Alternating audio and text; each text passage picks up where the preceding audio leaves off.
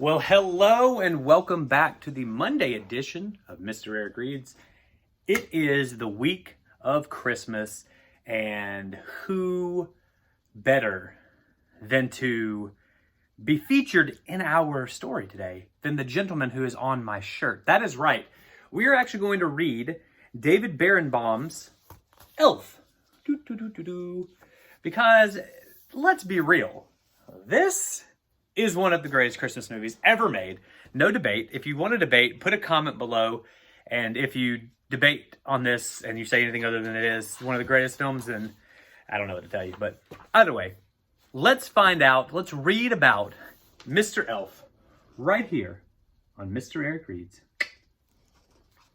This is the story of how Buddy the Elf saved Christmas. It's a story that begins many years ago. On Christmas Eve, Santa Claus slid down the chimney of an orphanage with a sack full of toys, and while he was eating some cookies, the children had left out for him. A baby crawled into his sack.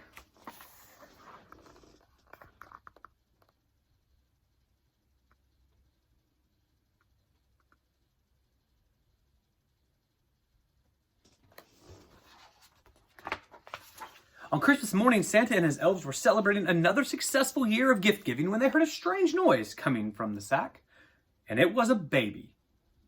One of the older elves adopted the baby and named the baby Buddy.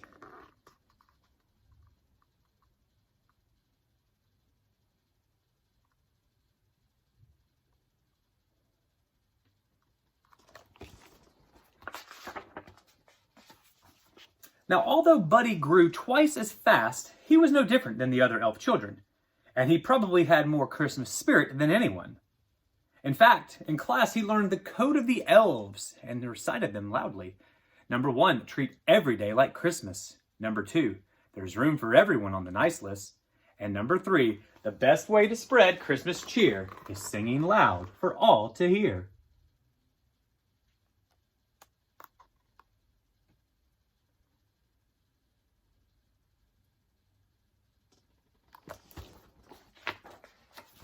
But it wasn't always easy being a human in an elf's world. Buddy could never make toys as fast as the other elves could. I'm the worst toy maker in the world, Buddy said. I'm a cotton-headed ninny-muggins. You're not a cotton-headed ninny-muggins. You're just, special, said the other elves. Buddy did his best to fit in, but Papa Elf knew that he had to tell Buddy the truth. So Papa Elf told the story of how Buddy came to the North Pole as a baby. His human father, Walter, never knew that Buddy was born. Walter lived in a magical place called New York City with his family.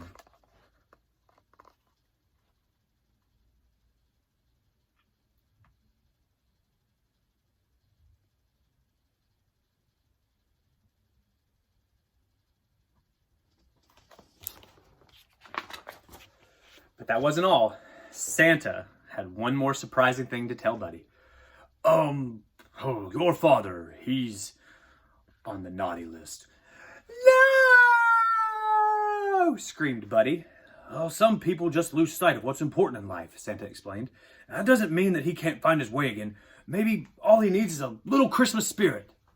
So Buddy was determined to bring Christmas cheer to his father and to all of New York City if he could. So Buddy said goodbye to Santa, the elves, and Papa Elf. He knew they would always be there for him.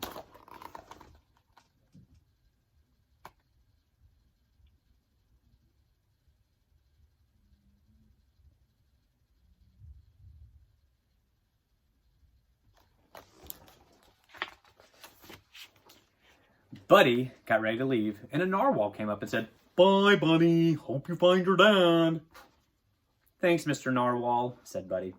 Buddy traveled through the 7 levels of the candy cane forest, past the sea of swirly, twirly gumdrops, and then he walked through the Lincoln Tunnel.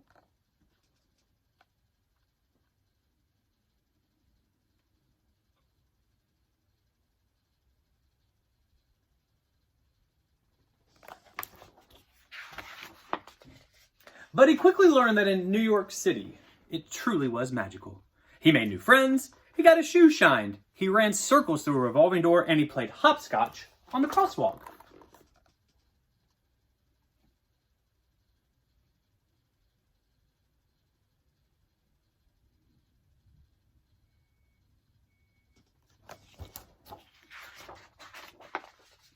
Finally, Buddy went to see his father, who worked in an office in the Empire State Building.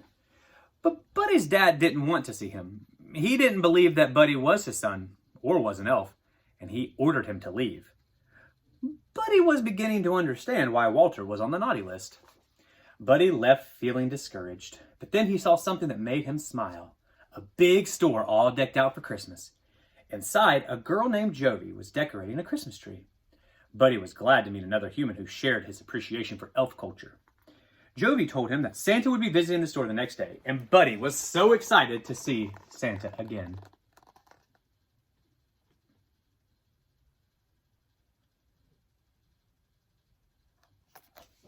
Like this excited.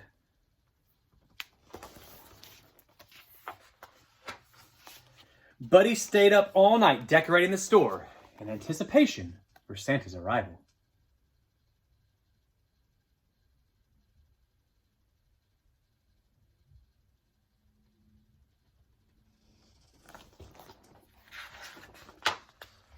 But when Santa arrived the next morning, Buddy realized that he was an imposter.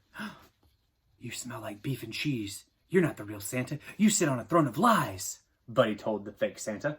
And Buddy ripped off the fake Santa's beard, and all the children screamed, "Ah!"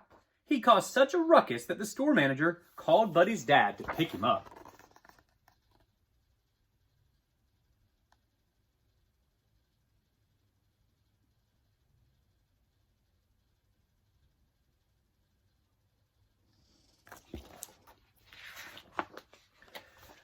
Buddy met his dad's wife, Emily, and their son, Michael. They were much friendlier than his dad. And at dinner, Buddy told his family about the 4 main food groups that the elves eat.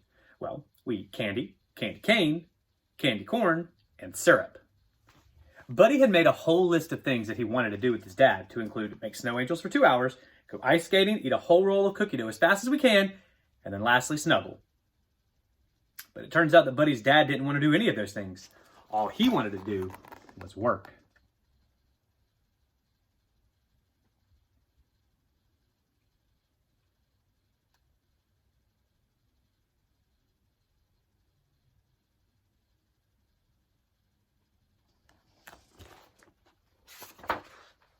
So Buddy went to work with his dad.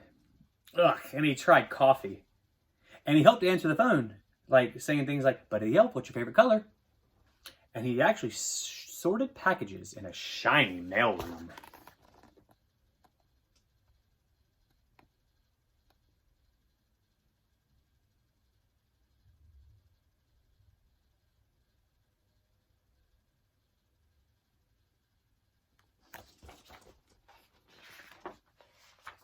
Buddy hadn't forgotten about Jovi, the girl from the store. On Christmas Eve, they skipped down the sidewalk together. He showed her a sparkly Christmas tree in a shop window. And Jovi showed Buddy the biggest Christmas tree in all of New York City.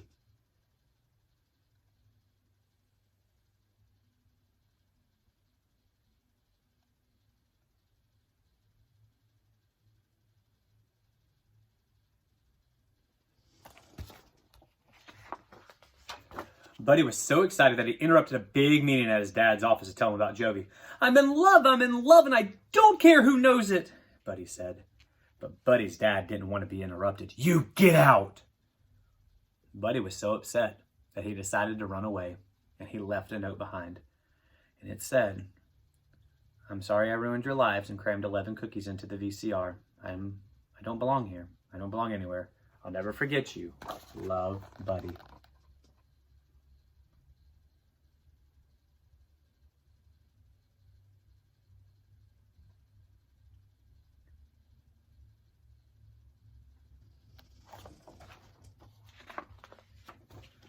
When Michael told his dad that Buddy was missing, Walter felt sorry for yelling at him, and he knew what he had to do. Walter's boss didn't want him to leave that meeting, but Walter said that nothing was more important than finding his son. Buddy was on his way out of the city when he saw something strange overhead. It was Santa's sleigh, and it was falling from the sky.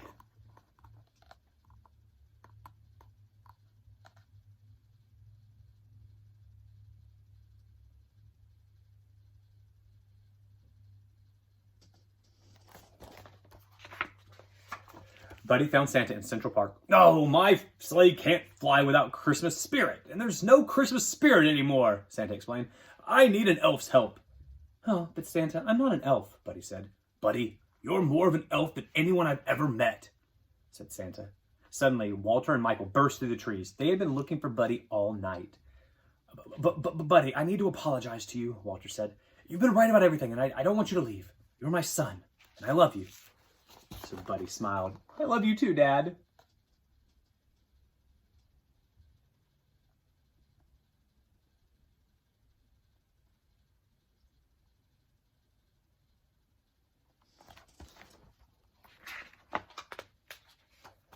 While Buddy helped Santa fix the sleigh, Walter and Michael joined Emily and Jovi in a crowd outside of Central Park. They needed to help people find their Christmas spirit. Jovi remembered something that Buddy had told her. The best way to spread Christmas cheer is singing loud for all to hear, she said.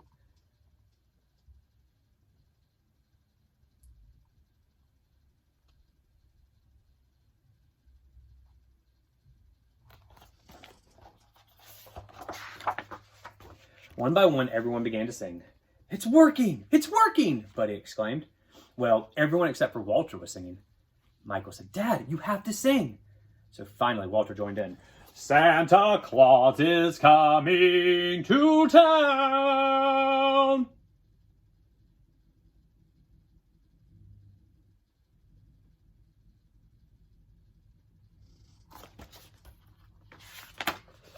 Just in the nick of time, Santa's sleigh soared into the sky. There was so much Christmas spirit in the air that the sleigh flew all the way to the top of the Empire State Building.